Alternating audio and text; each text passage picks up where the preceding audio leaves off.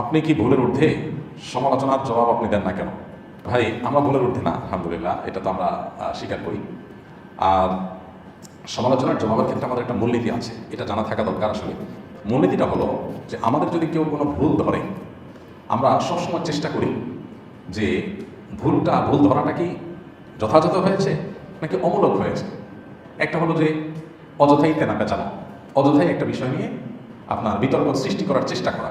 আরেকটা হলো না, একবারে টু দ্য পয়েন্ট একটা সুনির্দিষ্ট স্পেসিফিক ভুল হয়েছে। এই দুটোর ভিতরে যদি আমরা দেখতে পাই যে কোনোটি আসলে সমালোচনাটা যথার্থ হয়েছে, আমাদের আসলে ভুল হয়েছে, সাথে সাথে আমরা যেটা করি, আমরা পাল্টা একটা বক্তব্য, একটা লেখনী দিয়ে আমাদের ভুলের বিষয়টাকে আমরা স্বীকার করি এবং পূর্ববর্তী যেটা আমাদের ভুল বক্তব্য ছিল সেটা আমরা প্রত্যাহার করি। এটা আমাদের একটা কমন নিয়ম, অনেকে হয়তো জানেন না।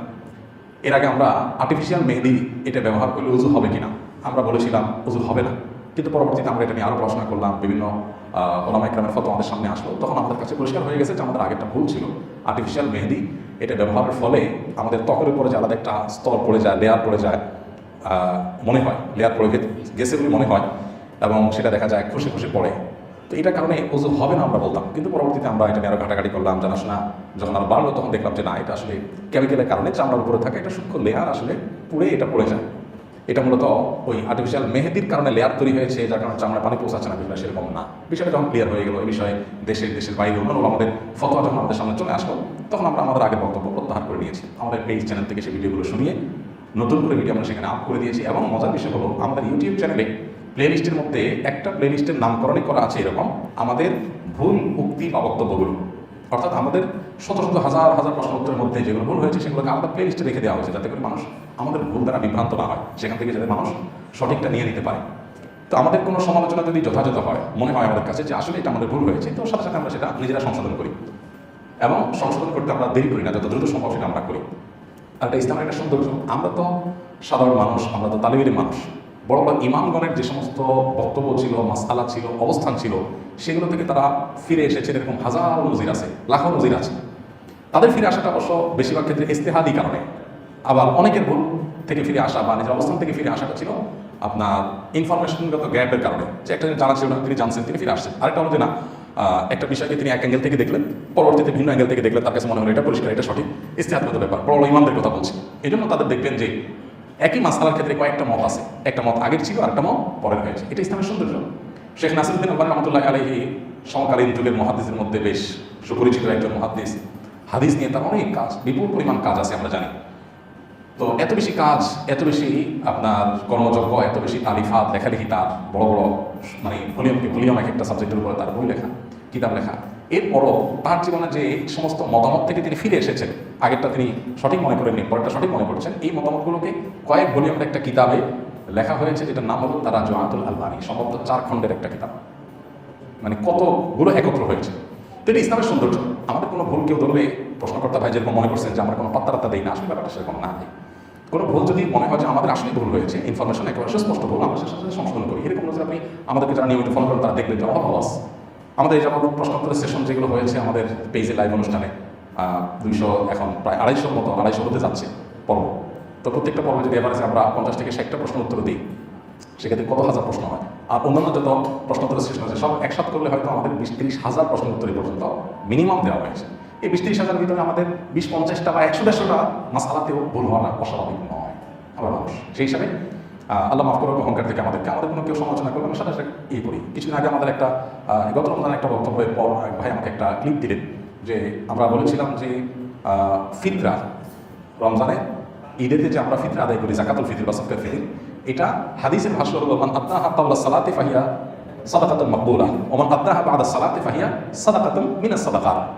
ফিতরা এটা যদি কেউ ঈদের নামাজের আগে দেয় তাহলে আল্লাহর কাছে গ্রহণযোগ্য হবে, আর ঈদের নামাজের পরে দিলে এটা সাধারণ দান হয়ে যাবে, মানে ফিতরা হবে না। এটা ছিল আমার বুঝ, সেই অনুযায়ী আমরা উত্তর দিয়েছি। পরে এক ভাই আমাকে একটা লিঙ্ক দিলেন যে না, এটা সম্পর্কে অন্য ইমামদের বক্তব্য ভিন্ন, প্রায় সব ইমামরাই বলেছেন যে পরে দিলে আদায় হবে, অবশ্যই সেটা অনুত্তম হবে, আল্লাহর কাছে সেটা উত্তম নয়, সুন্নাহ নয়, সেটা নিয়ে অনেক কথা বলা যায়, কিন্তু আদায়ই হবে না ফিতরা, ব্যাপারটা সেরকম ইমামরা বলেন নাই।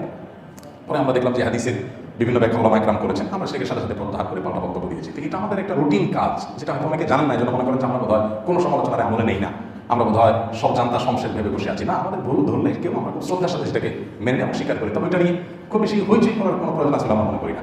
ভুল কে ধরলে এটা ব্যাপার না, অনেক এই যে ফিতরা বিষয়টা যে ভাই ভুল ধরেছেন এই ভাইকে আমি চিনি না এবং পরিচিত কোনো মুখ না, একদম সাধারণ কোনো আলেম। আলহামদুলিল্লাহ যখন লিঙ্কটা আমাদের কাছে আমরা তাকিব করলাম, দেখলাম হ্যাঁ ওনারটাই সঠিক, আমার সাথে স্বীকার করে নিয়েছি। তো এটা তো ইসলামের সৌন্দর্য আলহামদুলিল্লাহ, এক্ষেত্রে আমরা কোনো বাস বিচার করি না। আর যে ভুল আমাদের কাছে মনে হয় যে এটা আসলে ভুল না, যে ভুল ধরাটা আমাদের কাছে মনে হয় আসলে ভুল না, এটা হলো তেনা পেঁচানো, এটা হলো অহেতুক একটা বিষয় বোঝার পরও আপনার সেটাকে নিয়ে জাস্ট একটা বিতর্ক তৈরি করার চেষ্টা, সেটাকে আমরা ইগনোর করে যাই। কারণ আমি যদি কোনো কিছু ভুল না করি, কে বললো না বললো কি বললো এটা তো আমার কিছু আসে যায় না। আল্লাহ দেখবেন আমার অন্তরের হালত। আল্লাহ যদি দেখেন যে না আমার নিয়ম ঠিক আছে, আমার বলা ঠিক আছে, কেউ এখান থেকে ভুল ব্যাখ্যা, ভুল অর্থ মিনিং দান করে তার মতো কেউ কিছু যদি কেউ কিছু করে, এটা আমাদের চিন্তার কোনো কারণ নাই। ইয়া আইয়ুহাল্লাযীনা আমানু আলাইকুম আনফুসাকুম লা ইয়াদুররুকুম মান দাল্লা ইযা ইহতাদাইতুম। আল্লাহ বলেছেন তোমরা নিজেরা যদি হকের উপরে থাকো, তাহলে তোমার কথার ভুল ব্যাখ্যা দিল কেউ, অথবা কেউ নিজে গোমরা হয়ে সে তোমার কোনো বিতর্ক সৃষ্টি করার চেষ্টা করলে তোমার কিছু আসা যাবে না। তুমি নিজে ঠিক আছো কিনা, বাইনাকা ওয়া বাইনা আল্লাহ, তুমি ক্লিয়ার কিনা, তুমি আল্লাহর কাছে পরিষ্কার কিনা যে তুমি যা বলেছ সেটা তোমার ইন্টেনশন কি ছিল, নিয়ম কি ছিল, তোমার মন্তব্য সঠিক ছিল কিনা, তুমি সঠিক আছো। আরেকজন সেটা নিয়ে ঝামেলা তৈরি করার চেষ্টা করছে, কথা বাড়ানোর চেষ্টা করছে, এটা তোমার কিছু আসবে যাবে না। আমরা এই উসুলটা মেনটেন করি। যদি মনে হয় ভুল পরিষ্কার, সেটা আমরা সাথে সাথে ক্যাচ করে নিই। আর যদি মনে হয় ভুল নয়, তখন আমরা ও আরিদ আনিল জাহিলিন, আমরা এত আমল করি, আমরা সেটাকে ইগনোর করে নিজের মতো কাজ করে যাই। এবং এই পদ্ধতিটা ডক্টর আব্দুল্লাহ জাহাঙ্গীর রহমতুল্লাহের কাছ থেকে মূলত আমি হাতে কলমে শিখেছি। স্যারকে বলতে শুনতাম, স্যার বলতেন যে দেখেন জবাব দেওয়ার পিছনে যদি আমরা সময় ব্যয় করি তাহলে আমরা কাজ করতে পারবো না। কারণ দেখা যাবে যে আজকে একজন একটা বলবে, কালকে একজন একটা বলবে, তখন এটা কিছু মানুষ একটা কাজ বানিয়ে নেবে হয়তো কোনো কারণ ছাড়াই, শুধুমাত্র আপনার সময় নষ্ট করার জন্য। শয়তান আপনাকে আরেকটা কাজে ফোকাস নষ্ট করে এঙ্গেজ করে রাখার জন্য আপনাকে এই কাজে লাগিয়ে রাখবে, কোনো দরকার নেই। আমার যদি ভুল হয় আমি সাথে একটা কারেকশন করে সামনে আগাবো, ভুল নাই হয় নাই, অহেতুক একজন মানুষ পেঁচাচ্ছে, আমি সেটা ইগনোর করে চলে গেলাম। এই মূলনীতিটা জীবন চলতে আমাদেরকে অনেক বেশি সাহায্য করবে, বিশেষ করে আমাদের জীবনে প্রোডাক্টিভিটি বাড়াতে, জীবনের সময় অপচয় রোধ করতে অনেক বেশি সাহায্য করবে। আমরা অনেকে দেখবেন সোশ্যাল মিডিয়াতে বিতর্ক নিয়ে পড়ে থাকি একেবারে দিনকে দিন, ঘন্টায় ঘন্টা, উদ্দেশ্যহীনভাবে। এর অর্জন কি, এখান থেকে আমার প্রাপ্তির কী হবে, অপ্রাপ্তির কী হবে, আমার লাভ কী লস কী, এই যোগটা অনেক সময় করার মতো সুযোগ হয় না। আমাদের বেশিরভাগ এনার্জি নষ্ট হয় অন্যের পেছনে, আমার নিজের প্রোডাক্টিভিটির জন্য, আমার জীবনে বারাকা লাভের জন্য, আমার জীবনের অ্যাচিভমেন্টের জন্য, আমার গোলগুলোকে সাকসেস করার জন্য আমরা যতটা ফোকাস দিই, এর চেয়ে বেশি দেই হলো কে কী করেছে, কে কী বলেছে, এগুলোর পেছনে, যার কারণে আমাদের জীবনে অনেক কাজ করার সুযোগ হয় না। এই জন্য ভাই এই মূলনীতিটা আমার তো মনে হয় যে আমরা অন্যরাও যদি অনুসরণ করি তাদের জীবনের কাছে লাগবে। কোনো ভুল হলে সেটা স্বীকার করতে চুল পরিমাণ কার্পণ্য করা উচিত না। কে ধরেছে এটা ব্যাপার না, সাথে সাথে সে স্বীকার করার মতো মানুষকে থাকতে হবে। কারণ অহংকার আর আমার বিরুদ্ধে একটা বাতাবরণ হক, সত্য আমি জানছি, তারপরেও আমি তেড়ামি করতেছি, আমি ঘড়িমসি করতেছি, আমি একটা ধামাচাপা দেওয়ার চেষ্টা করতেছি, ইগনোর করার চেষ্টা করতেছি, এটা অহংকার। সত্য জানছি, সাথে সাথে আমি স্বীকার করবো, আচ্ছা তাহলে আমি বলেছিলাম ঠিক আছে, এটা আলহামদুলিল্লাহ। তো এটা ইসলামের সৌন্দর্য আলহামদুলিল্লাহ। আমাদের দেশটাতে এমন যে আমাদের দেশে হাফেজ সাহেবরা তারাবির নামাজে লোকমা খাই দিয়ে মুসলিমরা মনে করে হুজুর অযোগ্য, যার কারণে হাফেজ সাহেবরা দেখছে যে মুসলিমরা যখন এত বেশি চালাক, তা আমরা একটু আরো বেশি চালাকি করি। কারণ ইমাম তো ইমাম, মুসলিম তো মুসলিম যত চালাকি করুক না, ইমামের চাইতে তো ইমামতি নামাজ রিলেটেড বিষয়তে চালাকি করে পারবে না। তো হাফেজ সাহেবরা অনেকে নেগোসিয়েশন করে নেয় যে ভাই তুই আমার লোকমা দিবি না, আমি তোর লোকমা দেবো, আমার যেটা মিস হয়ে যাবে ওইটা তুমি পরে রিকভার করে নিবা, বা আমরা আলাপ করে রিকভার করে নিব। এই বেহুদা পাবলিক যাতে এটা নিয়ে তেনা বাঁচাতে না পারে, এই জন্য আমরা এই পলিসি করলাম। অনেক হাফেজ সাহেবরা এরকম নেগোসিয়েশন করে নেয়, অতি চালাকের যে অবস্থা হয় সে অবস্থা হয় আর কি। অথচ নামাজের মধ্যে ভুল হওয়াটা স্বাভাবিক, আলেমের ভুল হওয়াটা অস্বাভাবিক নয়, কিন্তু সেটাকে আমরা অনেকে এটাকে নিয়ে আমরা অনেক বড় করে দেখি, যার কারণে আমাদের দুর্দশা হয়।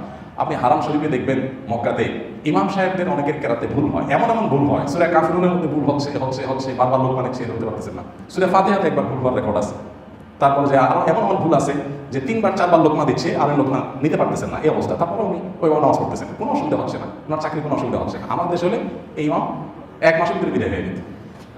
আল্লাহ তাআলা আমাদেরকে হেদায়েত দান করুন। আমাদের একটা মূলনীতি আছে, সেটা আপনার প্রশ্নের প্রেক্ষিতে আমরা জানিয়ে দিলাম।